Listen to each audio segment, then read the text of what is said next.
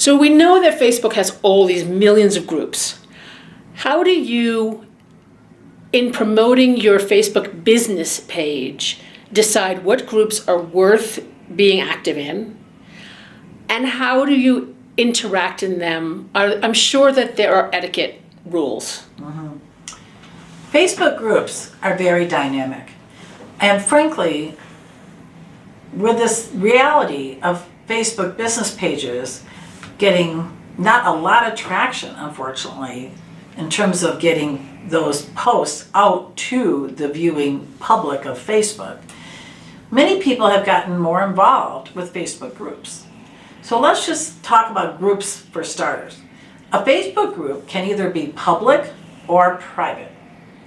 Public meaning anybody on Facebook can see what's going on in the group, can join the group, can contribute to the discussion, and that can be really helpful for many people, for many entities that want wide exposure. More often than not, though, groups are private because they are structured for a certain subset of people who have a particular interest or cause or whatever they want. I know a group that has to do with cool fashion, sort of funky fashion ideas, and people are always sharing tips on fashion. So you can join a group as an individual on Facebook. And frankly, it's not been that long ago that now Facebook allows you to join a group as your business page. So you may be in the group under both, under yourself, and it'll show that picture of you that you have on your personal page, or technically your timeline, and then it'll show that image, that could be the logo, that could be a different picture of you, that's on your business page. And when you're inside that group, there's a toggle option at the top left that says, do you want to post as yourself or as your business page? So just to get those basics down. How to pick a group to get involved in. I'd go and look and see, to some extent, where your competition hangs out. That might be worth doing. Go and look at business pages they are posting from, or even ask them. A lot of times we have friendly competition, to be honest.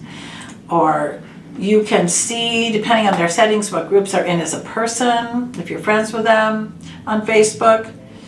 You could do some Google searching, asking around at trade associations, professional organizations, business organization, what Facebook groups do you find most helpful? So I just do a fair amount of research on that. And also, when you go to your homepage and see groups there on the left, this is in you personally on Facebook, and click on groups, Facebook will even suggest groups to you. They'll say, oh, you might want to join this group or that group. So there's a lot of possibilities. So now you're in this group. Well, even perhaps before you join it, there are usually rules posted, and those are public to see, even for the public groups, that is, about what's allowed. But let's say you got in one of those private groups, and now you're going to read those rules, and maybe it'll be every Tuesday you can post about something to do with your business, or ask people to like your page. But many groups are very specific about what can be said in the group and when. And this, of course, is to avoid someone hijacking that group and just always essentially spamming it, with salesy stuff about their business. So be respectful, or you will be booted out of that group. I'm sure that will happen. And watch for a while, be kind of like maybe being at a party or a gathering, and just listen to people. Just like you might sort of eavesdrop in on a little gathering of 5 or 6 people chatting at after hours. Listen to see what they're talking about and see if there's a natural opening for you to come in. So you might start just by commenting on other people's groups. Posts within the group. And that could be you as a page commenting. And I would say we're talking about business pages and your business presence, so let's focus on that. But make sure then you've got your right persona when you make that comment. Again, just watch and see what happens in that group. Now, you may decide after participating in 1 or 2 or more groups that, you know what, I think there could be a value in me as a business page having a group. You can do that too. So what you do is, first off, you got to enable that groups tab. So if you've been tracking through the information I've been sharing, back over in the settings and the templates and tabs, you want to make sure that the word groups, that button, is showing up. Because you might have hidden it thinking, oh, I'll never bother with groups. I don't need to display that on my page on the left. So now you click on add that tab, so now you got your groups. So if you click on groups then amongst your tabs on the left hand side, now it says create a group. So you click on that, it will automatically give you the name of the group that matches the name of your business page. That might be what you want, maybe you want to make it slightly different. So you can choose the name of it. So to create a group, you have to add at least one person into this group. And then you go through settings as part of you are automatically an admin to make all kinds of decisions about who can post. And some of them, they have to have the admin approve every single post, which could be a lot of work, frankly, but it might be appropriate for you. So it could be all kinds of rules, which you'll find under the settings of a group. To get your settings set up the way you want, describe your group, get all that done, then your group is really set to go. So now you can start inviting people into your group. So you can tell people about it, you can announce it on your business page, announce it in your personal page, your timeline. You could put a post that shows up in people's home, in their homepage, in their newsfeed, and you could just invite individuals. Now, people have to approve being added to a group.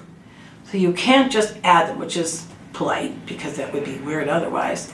So now you've got people in your group. Now, if someone gets to be a problem in the group, you can also remove them from the group. You can have rules, say if your group ties to a real life, in my case, it's a leads group, a business networking group, and I get somebody from India wanting to join my group, I can then write a note to that person and say, this is a group for people that are in the Denver area that can get together twice a month on Tuesday mornings, and since you're not in the area, you don't qualify for our group. It's not a group that you can join. You have to be a paid up member of the group. So those are all the rules and regulations you can set, and I would encourage people to be in the group both as a business and as themselves, and it does give a chance for people to get to know each other personally. But the downside of joining a group as yourself is it does sort of open you up to people looking at your personal life on Facebook, so to speak. So then you might have to get into educating them about shutting down their settings so too much information about them doesn't get exposed to other group members. So you perhaps now and again should do some education. But I really recommend groups. I think they have there's a lot of vitality to groups. People have supported each other through groups, made friends, and have gotten so much help through a group. So do consider at least being involved in them as your page and possibly creating a group of your own through your page. So once you've got these groups, you've made your own group, just if you would talk just a little bit more about the best ways to interact. I know you mentioned that a little bit, but just a little bit more, since most of us aren't going to create a whole bunch of groups. We might be active in a bunch of groups. Yeah. And so if you're active as your business page, what are some of the etiquette things that you should keep in mind? Yeah. So there you are in your group. You're there as your business page. I think that what I would do is be there as, I'd call it as an educator, as an informed person, maybe reference something that a client had an experience with. So somebody's talking about something that's relevant to your business, and you could chime in, comment something like, oh wow, that's something that's come up a lot lately for people I know, people I've actually met through my business. And here's a couple of things that my clients have done to address this particular issue.